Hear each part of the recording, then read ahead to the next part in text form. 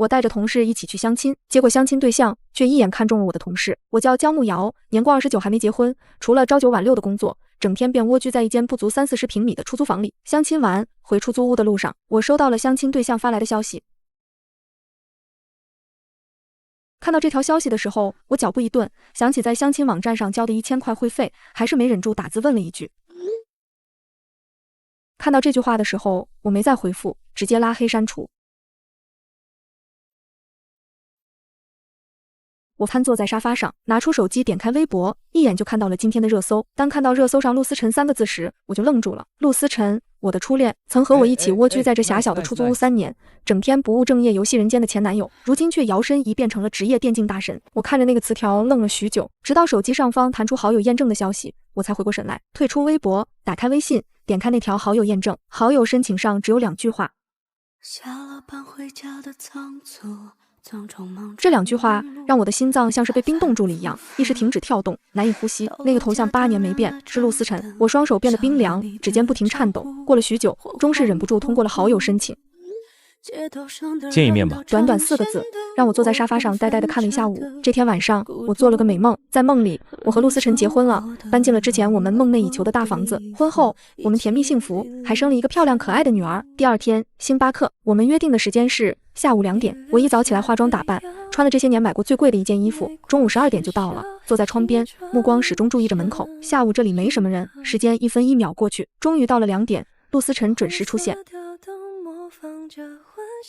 气氛，一个空间冷暖的温度同存，回忆沉沦，空气着姜慕瑶，好久不见。无息又无声，明明被子上还有你的余温。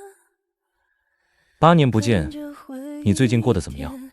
有达成你当年想要的生活吗？挺好的呀，我现在买了房，买了车，还有个很爱我的男朋友。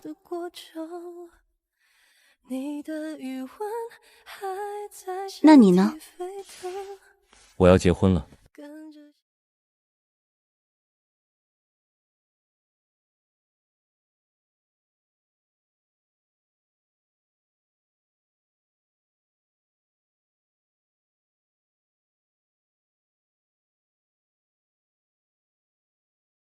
接下来的半个月，我都按部就班，照常工作。这天，陪我去相亲的同事周小山来到我的工位旁，问我：姜慕瑶，你上次相亲怎么样了？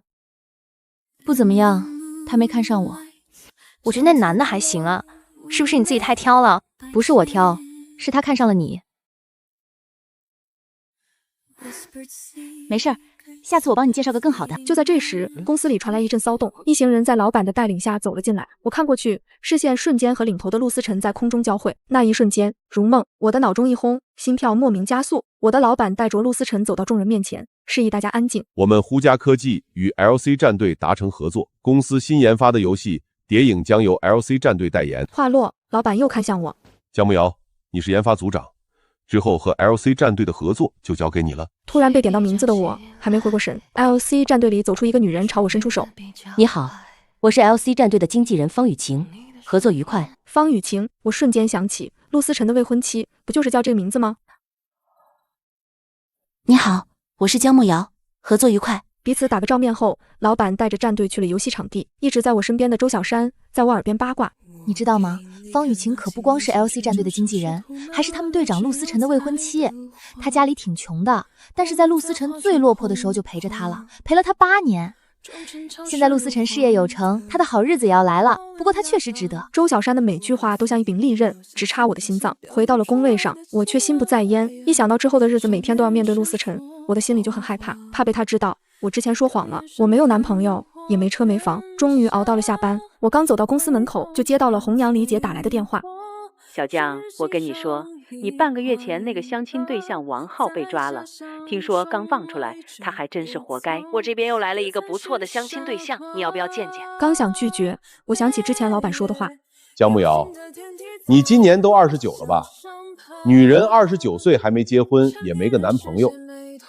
如果说你接下来几年还是成不了家，我们公司综合考量，你可能不太适合这份工作。回过神，我对李姐说：“好，那就麻烦您了。”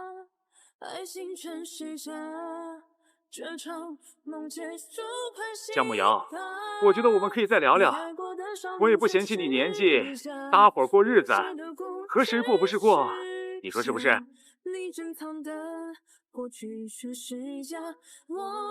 你凭什么觉得我非你不可？凭什么觉得我可以是你的退而其次？你知不知道，曾经也有一个男孩子愿意给我一个家，他连续24小时代打为我买房。我也曾被人坚定的选择过，我也得到过爱情。说完，我挂断电话，直接将对方的电话也拉黑删除。做完这一切，我抬头就看到站在不远处举着一把伞的方雨晴。你好，我知道你是陆哥的前女友，也知道你们过去的事，但我和陆哥很快就要结婚了，希望你以后不要打扰他，他不欠你的，而你也配不上他那么好的人。情节更难舍，牵手走过四季颜色，记忆在重播。茫茫人生，多么庆幸为你疯狂过。半夜去看星光，想想都笑了。安静的关注。你好，这里是南街派出所，你是江震的亲属吧？我是。江震目前在我所拘留，请你来一趟吧。江震是我的亲哥哥，每次有关他的消息都是通过警察来告诉我的，我已经习惯了，穿上衣服出门打车前往警局。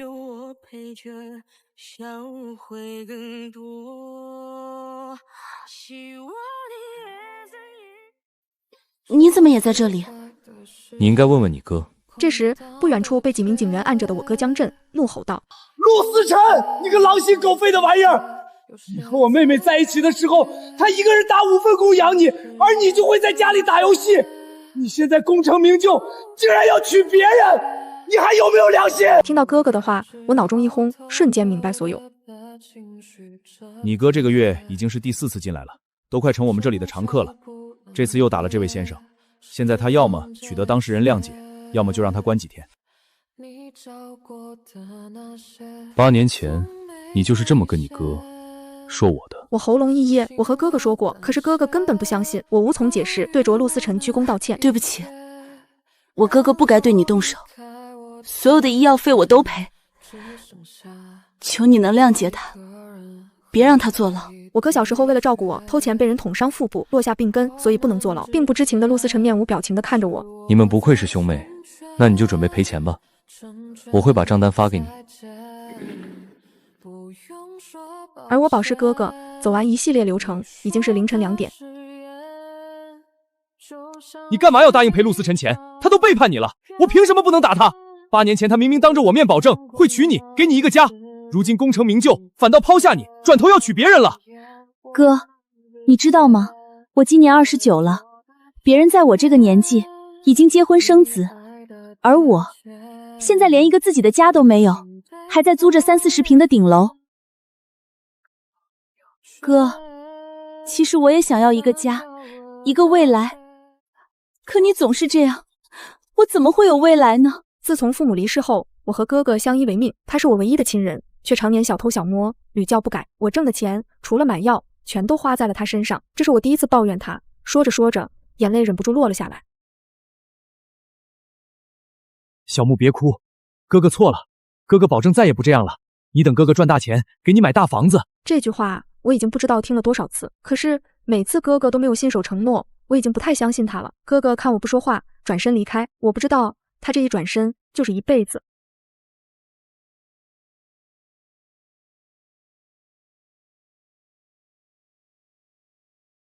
3万，我打开工资卡，里面只有1万多块。这些年，我的钱一部分用来买药，一部分用来处理哥哥的事，所以年过29，我都没有什么存款。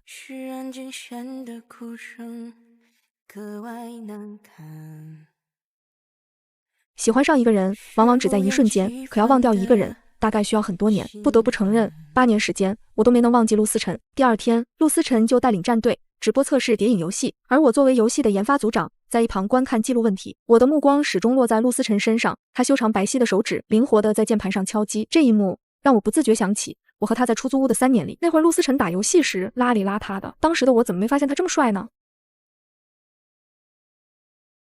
你知道陆哥这一路走来有多不容易吗？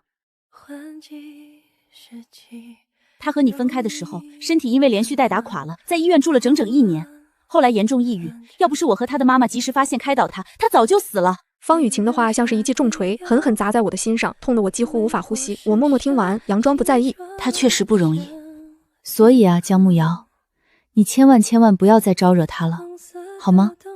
因为被你爱也是一种负担，被爱也是一种负担。我一愣，因为方雨晴，我再也说不出一句话。是啊，我还爱陆思辰，很爱很爱。一局游戏结束，弹幕疯狂刷屏，陆哥好帅啊，好厉害。陆思辰看着那一条条称赞的弹幕，回头看向方雨晴，眉眼温柔。我有现在的一切，都是因为我的未婚妻雨晴，没有她，就没有我的现在。我默默听着，心口像是堵了一团棉花，上下不得。跟着回忆一点一点升温。你不是有房有车吗？怎么还住在这里？新房在装修，里面都是甲醛，在这里过渡一下。要进去坐坐吗？陆思辰竟然没有拒绝，跟着我一起进屋。屋里和8年前没什么变化，除了他的电脑桌上放着我的笔记本，情侣拖鞋变成了单人款，双人枕只剩1个，情侣杯也只剩孤零零的一只。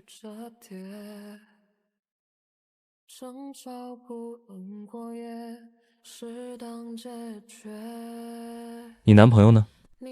他出差了。你男朋友对你也不怎么样，就算过渡也不该让你住这里吧。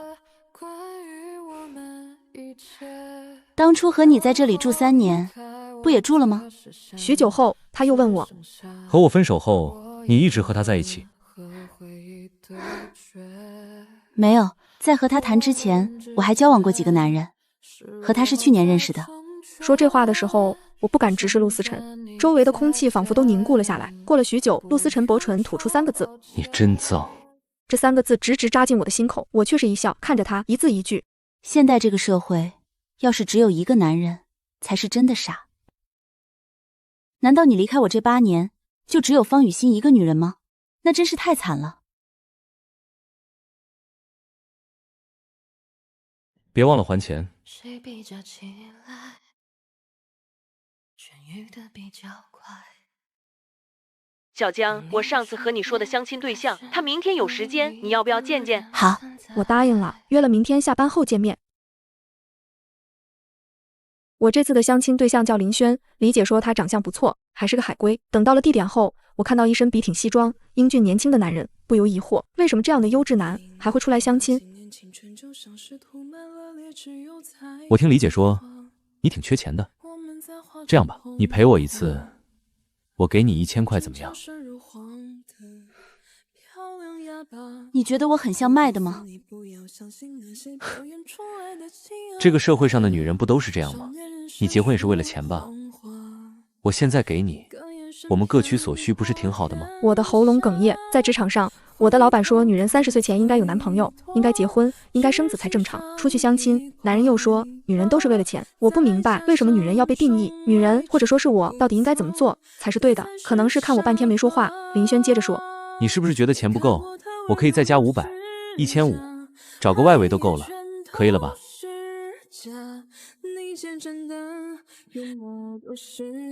你凭什么觉得再加500我会和你睡？别打着相亲的旗号来做你那种恶心事儿。江慕瑶，这就是你男朋友？听到陆思辰的声音，我的大脑一片空白。林轩见状，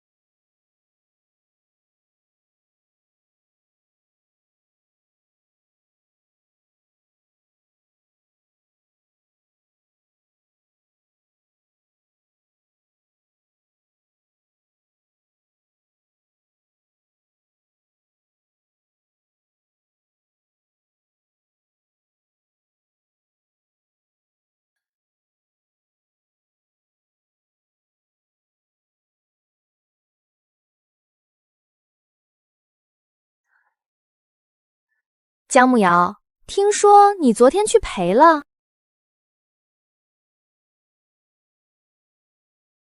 江木瑶，不是我说，你缺男人也不能这么堕落吧？你不知道那样会得病吗？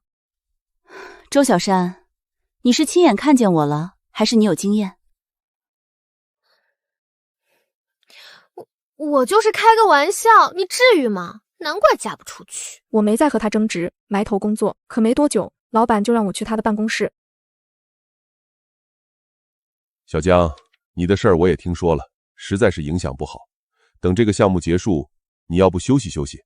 休息不就是离职吗？我在虎家科技干了8年，从小公司跟到上市，老板嘴上说等做大就给我涨薪分红，背地里却对经理说，女人就该在家洗衣做饭，给那么多钱干什么？够他基础生活，他才会死心塌地。现在他也老了，新人更便宜。从办公室出来的这一刻，我没有难过，也没有气愤。8年了，也是该换个公司了。毕竟爱了10多年的陆思辰，我都能放下，一份工作而已，又有什么放不下的？我递交了离职申请，等谍影这款游戏项目结束，我就可以彻底离开了。我刚走到茶水间门口，就听见里面传来方雨晴的声音：“陆哥，我听虎家科技的员工说，江木瑶根本没车没房，他这些年的工资很高，应该早就买房了。之所以还租房住，是因为他把钱都挥霍光了。他们还说他的私生活混乱，简直让人不敢置信。陆哥，当初你离开他是对的。”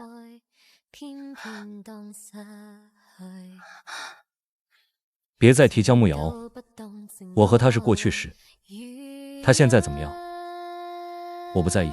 如果你爱过一个人，你就会知道爱情是看得见的，而不爱也是看得见的。真正的不爱不是厌恨，而是漠不关心，漠不关心对方的一切。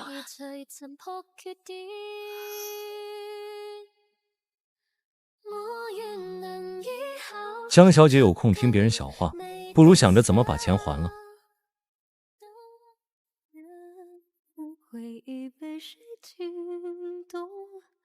不确定那是梦，曾爱过，直到有泪声轰轰，想念汹汹，心头的人丢了影踪。有些事看得太重，可是无心的你从来。江木瑶，嫁给我吧，以后这里就是我们的家了。自从我6岁时，爸妈死后，我就再也没了家。这一辈子，只有陆思辰说要给我一个家，可他向我求婚那天，我却用尽了这一生最恶毒的语言羞辱他。陆思辰，你知道吗？你代打3年，才攒了这套房的首付，而我只要换个男人，就能买最贵的包包、手表、车，还有1线江景房。我在外有人了，他能给我想要的一切，我们分手吧。我不想未来的日子和你蜗居在这么小的房子里，不想我的孩子和我一样被别人看不起，不想他以后告诉别人他的爸爸只会打游戏的。可惜啊，云彩会随风散去，可惜风吹向过万里，真情还万里，却不曾为谁听。可惜啊，还是说了对不起，可惜他早已消失人海里。我无法和你再联系，恋人做知己，像是昨天里。夏天快到了，看来以后都不能穿裙子了。陆思辰和方雨晴的婚礼日期是6月12，今天是6月5号，离他们的婚礼只有1周了。当晚我又做梦了，梦里我和陆思辰结婚了，搬进了属于我们的90多平小房子。婚后，我和陆思辰还有他的妈妈生活在一起，我的哥哥也变好了，偶尔会过来看我。我们一家人过得平淡而幸福。可梦醒之后，我的内心空空荡荡。有句话说得对，失去一个人，最让人痛苦的不是刚刚失去时汹涌澎湃的感受，而是隔三差五猝不及防的想到，挥之不去，去了又来。3天后，谍影游戏首发，当日下载量破50万。当天晚上举办庆功宴，公司同事和 LC 战队的人都来参加了。我的余光控制不住落在陆思辰的身上，今天的他格外绅士，为未婚妻方雨晴挡了不少酒，还体贴的替他夹菜。身边同事周小山感叹说：“陆大神真的好帅啊，又温柔又体贴。我听说他和经纪人方雨晴在一起前还有一个前女友，但是那个前女友好像抛弃了他，不知道他前女友现在会不会后悔？”后悔？我想我应该不会，因为他确实值得比我更好的女人。方雨晴父母健在，也没一个会添麻烦的哥哥，也不像我那么拜金。酒过3巡，老板来到了我的面前，当着公司同事和 LC 战队的面对我说：“小江，谍影上线了，剩下的维护工作就交给你的下属做。你作为公司的老人，研发组的组长，这些年辛苦了，明天就回去休息吧。”同事们怎么会听不懂老板的言下之意？只不过他们也没想到老板会卸磨杀驴，连工作9年的老员工说开就开。无数双诧异的目光望向我。好。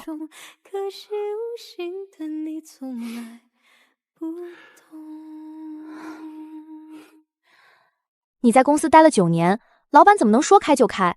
之前我们都是开玩笑的。现在说这些有什么用？而且我很清楚，就算没有传言，老板也会开除我，因为我是个女人，因为我不懂人情世故，因为我老了，没价值了。周末好好休息，我回去了。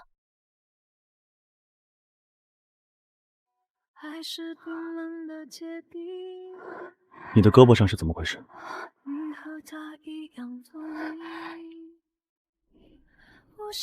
湿疹。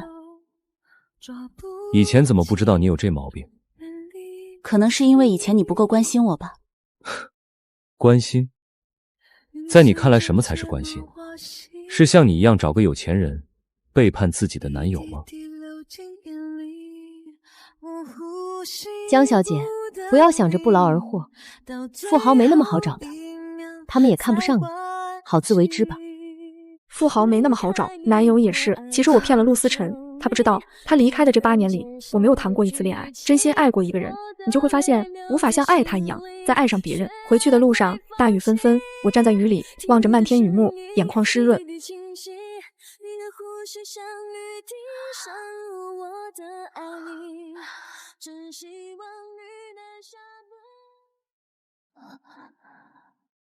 江木瑶，我是南街派出所的赵警官，你快来南街中心医院，你哥哥出事了。哥哥江震总是犯事，赵警官都记住他了。我不解，为什么这次不是去派出所，而是去医院？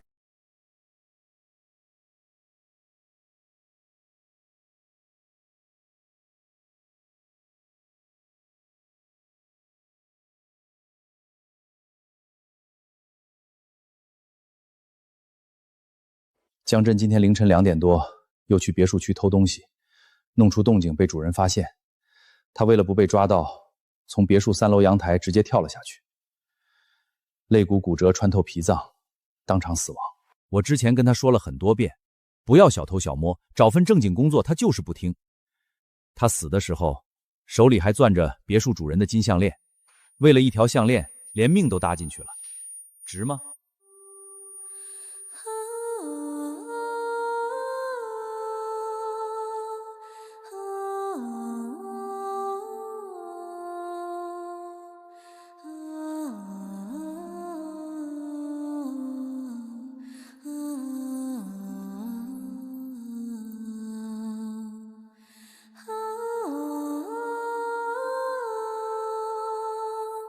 小木别哭，哥哥错了，哥哥保证再也不这样了。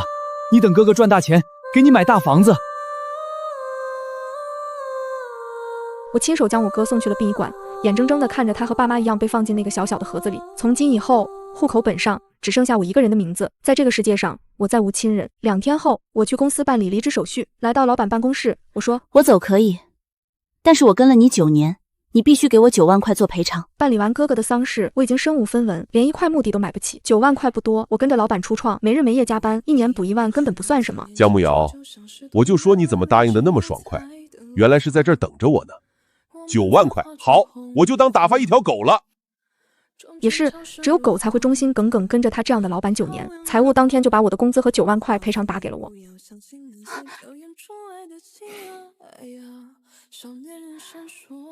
陆思辰，我有话跟你说。之前欠你的3万，还你。你哥的事，我听说了，这钱你拿回去。不用你施舍，我相到了一个很有钱的男人，他明天就会带我离开新城，去更大更繁华的城市。所以，明天你的婚礼我就不参加了，多出来的钱就当我随礼了。江木瑶，钱对你来说就那么重要吗？当然，对我来说，钱就是安全感。这个男人能给我买3元桥的房子，还会加上我的名字，奥迪 A8，全款落地80万，他也能买给我。江木瑶，你真是让我觉得恶心。人不为己，天诛地灭。我只是想让自己过得好一点而已，有错吗？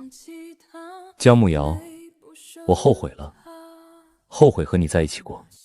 一个人离开的方式有很多种，不一定会是不爱了。浪漫的爱情是今生为你遮风挡雨，但永恒的爱情是与你共赴艰难。小江，房子我不能继续租给你了，我儿子马上就要结婚，这个房子我绝对要卖出去，给他买婚房。这个月你就搬走吧，剩下的房租我会退给你。好。租了我的房子10几年，都没点存款，年纪这么大了，房子也买不起，真是晦气。深夜我睡不着，点开朋友圈，第一条便是陆思辰发的婚礼现场图片，奢华的酒店布置的美轮美奂，如同童话般。也是这一刻，我终于意识到，我真的没有家了。第二天6月12，我一早就起来了，穿上了今年第一次见陆思辰时最贵的那条裙子，戴上了陆思辰挣到第一笔工资给我买的手表和项链，来到了他和方雨晴的婚礼现场。现场宾客云集，只是我并没有进去，而是站在一处角落，远远地看着他们。陆思辰一身深色西装和身着雪白婚纱的方雨晴站在了一起，接待来宾。有那么一刻，我把方雨晴的脸看成了我自己，就好像此时此刻陆思辰身边站着的人是我。那一刻，我的眼泪再也忍不住落了下来，我不敢继续看下去，转身逃离了这里。因为一个人爱上一座城，不得不承认，其实我是因为陆思辰，所以才选择一直留在这座连绵不断雨季的城市，留在我们共同租住的房子中。我怕他转身就找不到我，可惜分开这8年，他都没有找过我。找我时已经要结婚了，我无处可去，带着哥哥的骨灰，将其撒到了湘江之中。而后我沿着江岸一直走，最后走到了城南一处荒废了10几年的大楼旁，周围荒无人烟，很安静。我曾经和陆思辰休息的时候，就会来这里的顶楼看星星。身上的红斑又开始疼了，我忍着不适，一步步走到了顶楼。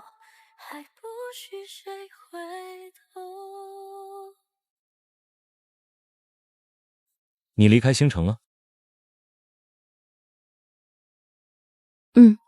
已经搭乘高铁了。江慕瑶，直到今天结婚，我才发现我是真的放下了，我不爱你了。轻飘飘的5个字，让我不知道是该哭还是该笑。我正要说我也不爱你了，可话还没说出口，那边已经挂断了电话。25楼的风很大，冷风吹过，却怎么也驱散不了我身上的不适。我坐了下来，仰头看着阴沉的天空，忽然想找个朋友聊聊天，可是打开通讯录，却发现这么多年来，我一个朋友也没有。最终，我只能打开自己的社交账号，点开语音输入，自言自语道：今天是陆先生结婚的日子，我很高兴，却也很难过。他找到了那个共度余生的人，可难过的是，那个人不是我。我一直没告诉他，我很爱他，也从没嫌弃过他。离开是因为我得了病，不死的癌症。我的喉咙生疼，额头滚烫一片，后背也是密密匝匝的疼痛袭来。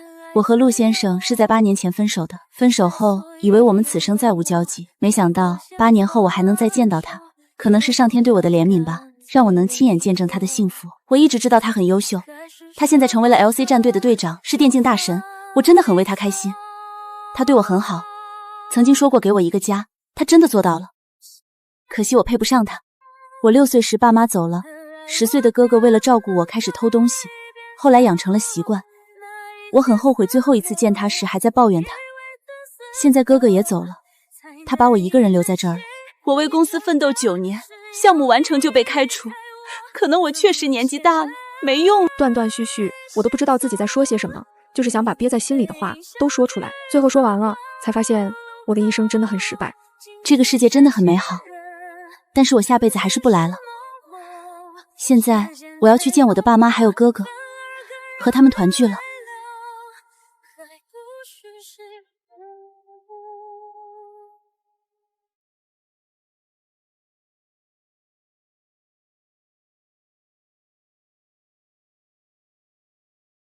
婚礼仪式结束，敬酒环节，陆思辰正敬酒时，接到警局的电话。你好，请问你是江慕瑶女士的爱人吗？麻烦你现在立刻来星城医院一趟吧。陆思辰不明所以，但不知为何，心里却涌起强烈的不安。他转头看向一边正在敬酒的方雨晴，小声道：等一下，我先去趟医院。去吧，早点回来。是安静弦的哭声格外难看。麻烦陆先生过来帮我们认认一具尸体。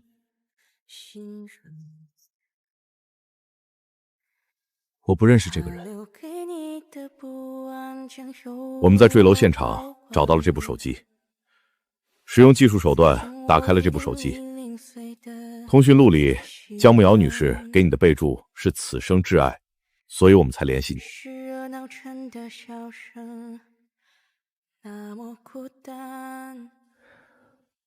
你们一定弄错了，江慕瑶已经去魔都了。你看，这是江慕瑶的东西吗？陆思辰看着法医手里的项链和手表，觉得很眼熟。他猛然想起，那是他用代打赚到的第一笔钱给江慕瑶买的。他还记得当时江慕瑶收到礼物时的反应。江慕瑶收到礼物时很开心，拿在手里爱不释手。过后又嗔怪他乱花钱，心疼他赚钱不容易。那是他第一次，也是唯一一次送江慕瑶那么贵的东西。陆思辰看到项链上他亲手刻上去的字时，心脏猛地下沉，脑海里的画面和眼前的项链手表重合。陆思辰眼前阵阵发黑，一旁的警察赶忙扶住他。陆先生，这些东西你认识吗？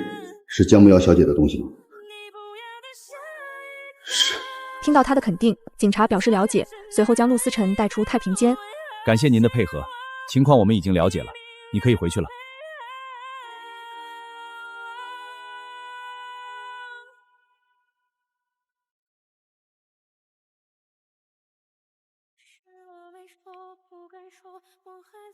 陆哥，快看谍影的社交账号。陆思辰挂断电话，点开微博，谍影游戏的官方微博账号上，最新一条微博便是江慕瑶死前错发的那条。陆思辰点开那条微博，一字一句看得十分认真，越往后看，他的眼眶越红。陆思辰就这样坐在车里，一遍遍地看着那条账号，那上面的每个字都像是一根针，狠狠扎进他的心里，将他的心扎得千疮百孔。陆思辰的眼前一片模糊，看着那条微博喃喃自语道：江慕瑶，你为什么不早点告诉我这一切？不知过了多久，手机铃声再次响起。陆思辰看到来电显示是方雨晴。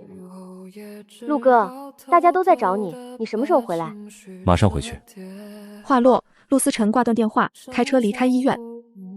等他回去的时候，宾客已经走得差不多了，只剩下方雨晴的母亲和陆母，还有 LC 战队的队员。方雨晴见陆思辰眼眶微红，便知道发生了什么。他找到陆思辰身边，轻声道：陆哥，你还好吗？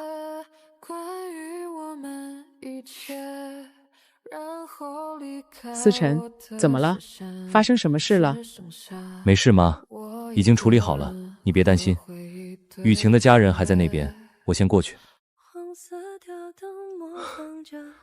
抱歉阿姨，刚刚出去处理了点事，您别介意。没事，雨晴刚跟我解释了，思辰啊，都结婚了还叫阿姨呀。妈，我先扶你回去休息吧。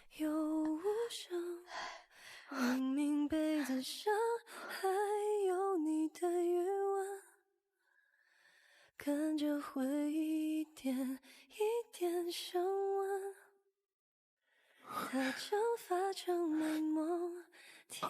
陆哥，谍影的微博我们都看到了，你和江慕瑶曾经在一起过。陆哥，你还好吗？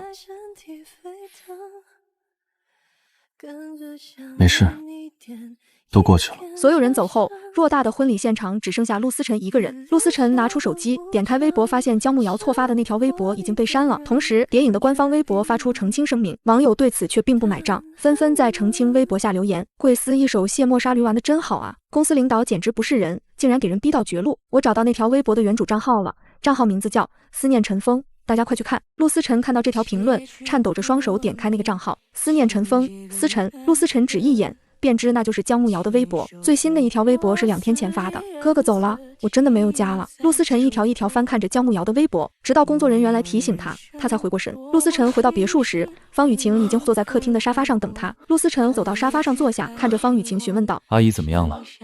没大碍了，已经送医院了。方雨晴顿了顿，陆哥，谢谢你愿意陪我演这出戏。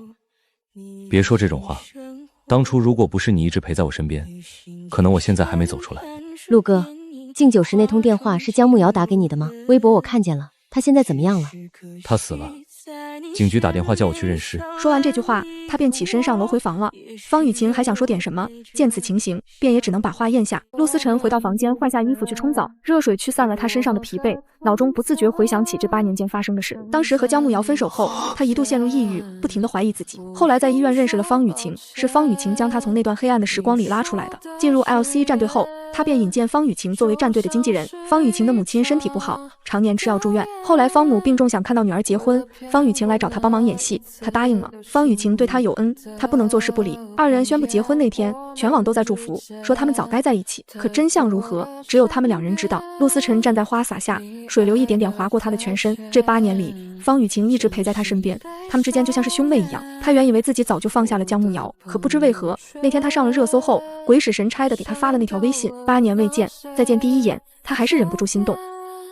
也许只有这样，我才不会再去。怎么了？陆哥，我煮了面，你下楼吃点吧。陆哥，明天能陪我去医院看看我妈吗？好。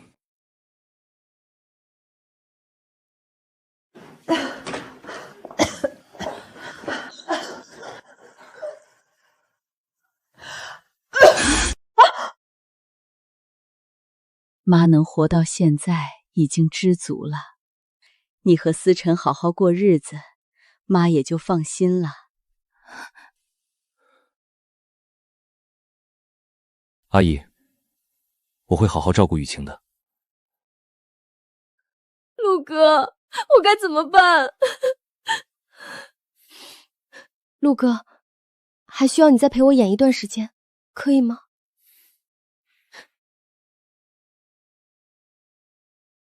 陆先生，这里是星城医院，还需要麻烦您过来一趟，是有关姜慕瑶女士的事。声音通过听筒传出，方雨晴听得一清二楚。陆思辰看了一边的方雨晴，刚想说晚点再去，就见方雨晴冲他点头。陆哥，你去吧，我这边没事的。陆思辰迟疑片刻，最终对着电话那头道：好，我马上过去。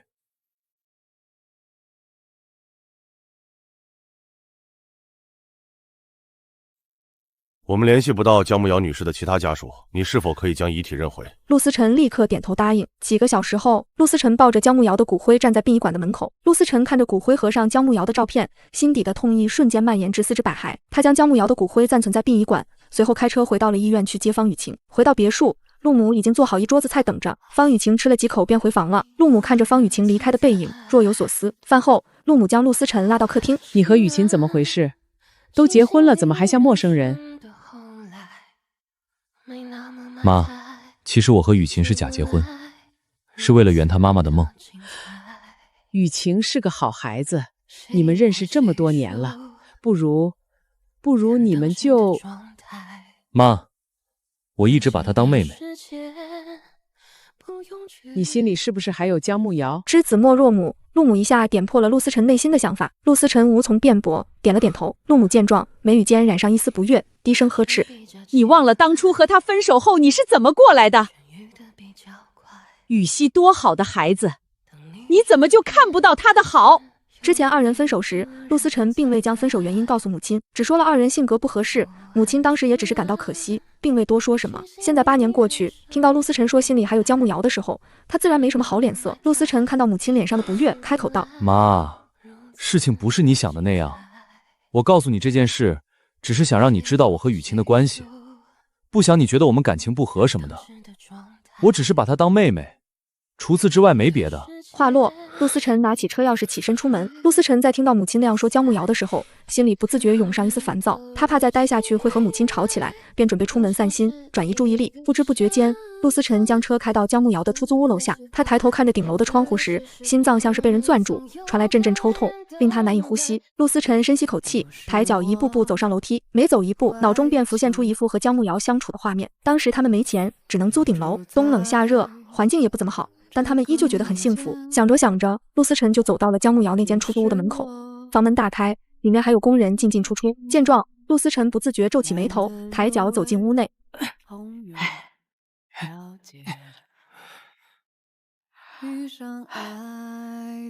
张姨，这不是姜慕瑶的东西吗？你要搬哪儿去？你是小姜的朋友？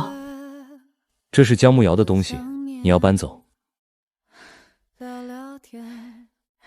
之前和小姜说过了，我儿子要结婚，这房子要卖出去，让他尽快搬走。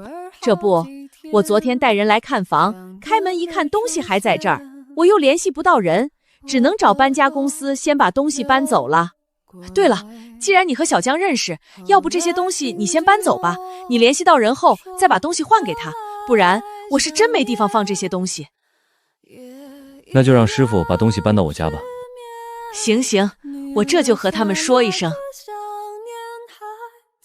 和搬家的师傅说完后，陆思辰开车在前面带路。到了别墅后，师傅将箱子搬到陆思辰别墅的客房后便离开了。看着满屋的箱子，陆思辰心口一阵抽痛。半晌，他坐在地上，打开手边的箱子，将里面的东西一件件拿出。箱子里的物品杂乱无章，陆思辰一件件的拿出。当他翻到箱子最底部时，一个有些破旧的日记本引起了他的注意。陆思辰轻轻拿起，将本子打开，第一页上的日期让他心下一惊，那是他们分手前1个月的日子。一刻才发现，再想一次。陆思辰翻开下一页时，发现背面粘着一张病历，他颤抖着双手打开病历，上面的几个字狠狠地刺进他的心：系统性红斑狼疮。看着病历上的字，陆思辰不敢置信地瞪大双眼，不死的癌症。原来姜慕瑶说的是真的。陆思辰猛然想起之前在姜慕瑶身上看到的红斑，那时姜慕瑶还撒谎和他说是湿疹。陆思辰接着往后翻，看到了2人分手那天姜慕瑶写的日记，日记上的每个字都仿佛是一把把尖刀，狠狠地刺进陆思辰的心。姜慕瑶每天都会写日记，每天日记结尾的那句话都是陆思辰，我好想你。8年时间，姜慕瑶写了很多本日记，陆思辰一本本地看着，终于他看到了和姜慕瑶8年后再次重逢那天的日记。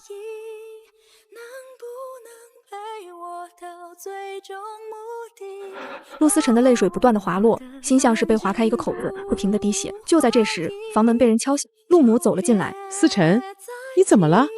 你怎么哭成这样啊？妈，姜慕瑶不是你想的那样。思辰，你慢慢说，怎么了？妈，姜慕瑶不是要和我分手，她是得了病，不想耽误我。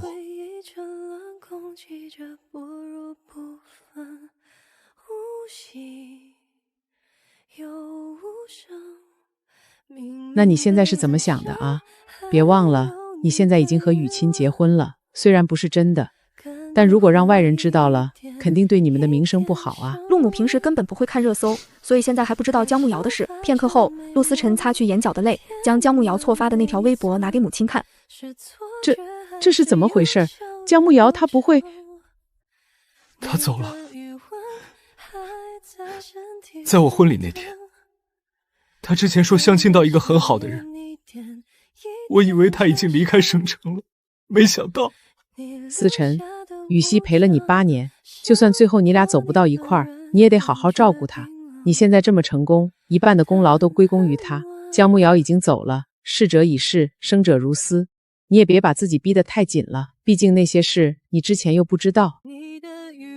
思辰，我知道姜慕瑶在你心中的分量，但妈还是希望你能看看别人。陆思辰知道母亲是什么意思，看着母亲日渐苍老的面容，他的心狠狠触动。可是他知道，他的心里除了姜慕瑶，再也装不下其他人了。他不想自欺欺人，也不想欺骗母亲。妈，时间不早了，你早点休息。我知道你的意思，只是强扭的瓜不甜，以后别再说了。陆母看着陆思辰憔悴的样子，在心里默默地叹了口气，不再多说什么，就转身离开了。陆母离开后，他打开另一个箱子，里面是一个带密码的铁盒子。陆思辰试了几个密码都不对，突然他似是想到了什么，轻轻拨动密码，将自己的生日输了进去，咔嗒一声，锁开了。陆思辰颤抖双手，缓缓将盒子打开。陆思辰打开盒子，入眼的便是他和姜慕瑶的合照，那是他和姜慕瑶刚在一起时的第一张合照。陆思辰看着照片上笑得一脸灿烂的姜慕瑶，心底涌起一股酸涩。那时的他们满心都是对未来的憧憬和期望，怎么也不会想到命运给他们开了这么大的一个玩笑。思及此，陆思辰想起之前没看完的那本日记，他放下照片，再次拿起箱子里的日记本。回忆沉沦，空气这不如不分，无息又无声，明明被子上还有你的余温，跟着回忆一点一点升温，它蒸发成美梦，填满每一寸，是错觉还是有效的过程？你的余温还在身体沸腾。陆哥，雨晴姐在你身边吗？最近有合作邀请，但是对方说联系不到雨晴姐。先找个代理经纪人吧，他最近不去公司了。此后的几天，陆思辰一直在医院和训练基地两边跑。出人意料的是，方母的身体一天天好起来了，病情也越来越稳定。方雨晴也慢慢放下心来，眉宇间的愁云消散了不少。陆哥，你要去冰城旅游吗？但是现在去的话没什么玩的吧？冬天的时候我们一起去呗。不是旅游，去办点事。别问了，去训练吧。好吧。训练结束，陆思辰驱车来到殡仪馆。陆思辰来到骨灰盒寄存处，看着并排放着的2个骨灰盒，心中渐渐弥漫起悲伤。小木，再等等，我马上带你回家。陆思辰又在殡仪馆待了一会，才起身离开，开车前往医院。等他到时，方母已经睡下了。陆哥，你最近又熬夜了吗？以后你不用来回跑了，训练完就回家休息吧。有事儿我就给你打电话。没事，直播结束就好了，不用担心。他最近一段时间确实睡得不好，只要躺在床上闭上眼里，脑中就全是姜慕瑶的身影。他现在无时无刻不在后悔，如果当初他多关心姜慕瑶一点，是不是就不会是现在这样的结果？陆思辰得知姜慕瑶的事后，每天吃不好睡不好，整个人瘦了一大圈。他见陆思辰满身疲惫，便催他回家休息。陆哥，你快回去吧，最近没什么事就不用来了，有陆阿姨和护工在，没什么事的，你先专心工作吧。好，那等直播结束我再过来。陆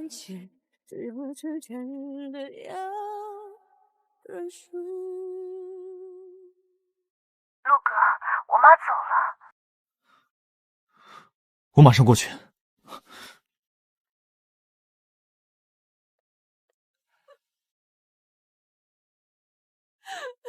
妈，你别丢下我一个人啊！你醒醒看看我。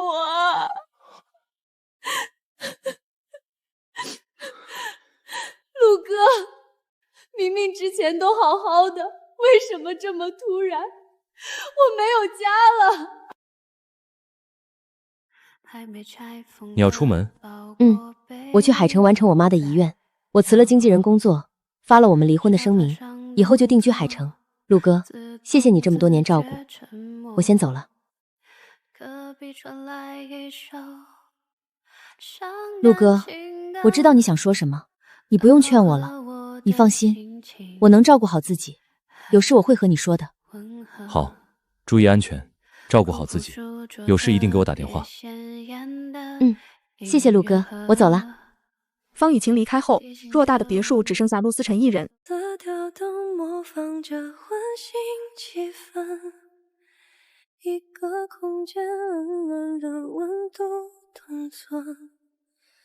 陆思辰经过多方打听，终于找到了姜慕瑶老家的地址。那是一个依山傍水的村落，村子里已经没几户人家了，大多数的房子因年久失修无人居住，早就倒塌了。陆思辰找到姜慕瑶的家，发现那里早就被夷为平地了。之前他们还约定，等婚后就回冰城来祭拜他的父母。如今他确实来了，只是目的却变了。陆思辰联系了当地的殡葬人员，将姜慕瑶的骨灰葬在他父母身边。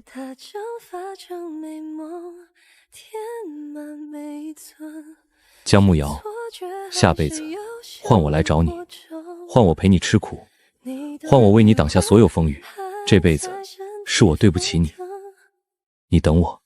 半年后，陆思辰带领 LC 战队拿下了 KPL 春季联赛的总冠军。颁奖典礼上，主持人问他：陆队拿到这个冠军，你最想感谢谁？陆思辰沉默了很久，台下无数双眼睛看着他，灯光打在他的脸上。我最想感谢的人已经不在了。全场寂静，陆思辰没有再多说，转身离开了舞台。当天晚上，他的微博更新了一条动态，只有一张照片，那是2枚戒指，上面刻着 JH 和 LCF 永远在一起，配文只有4个字：此生挚爱。评论区里无数人猜测那是他前女友，那是他初恋，那是谍影游戏那个研发组长姜慕瑶。可陆思辰再也没有回应过。那之后，他再也没有谈过恋爱，再也没有人能走进他的心里。他把姜慕瑶的日记、照片、项链、手表全部锁在一个铁盒子里，铁盒子的密码是姜慕瑶的生日，每年的6月12日，他都会去冰城，在姜慕瑶的墓前坐一整天。只是这次来的陆思辰有些不同，他走到姜慕瑶墓前坐下，将带来的一束洋桔梗放在墓前，然后对着墓碑说一句：姜慕瑶，我想你了。随后又从口袋中拿出一个白色小盒子，他将盒子打开，里面是一枚戒指，放在姜慕瑶的墓前。有些人错过了就是一辈子，有些爱说出口的时候已经太迟了。姜慕瑶用尽一生爱了一个人，而那个人用余生怀念他。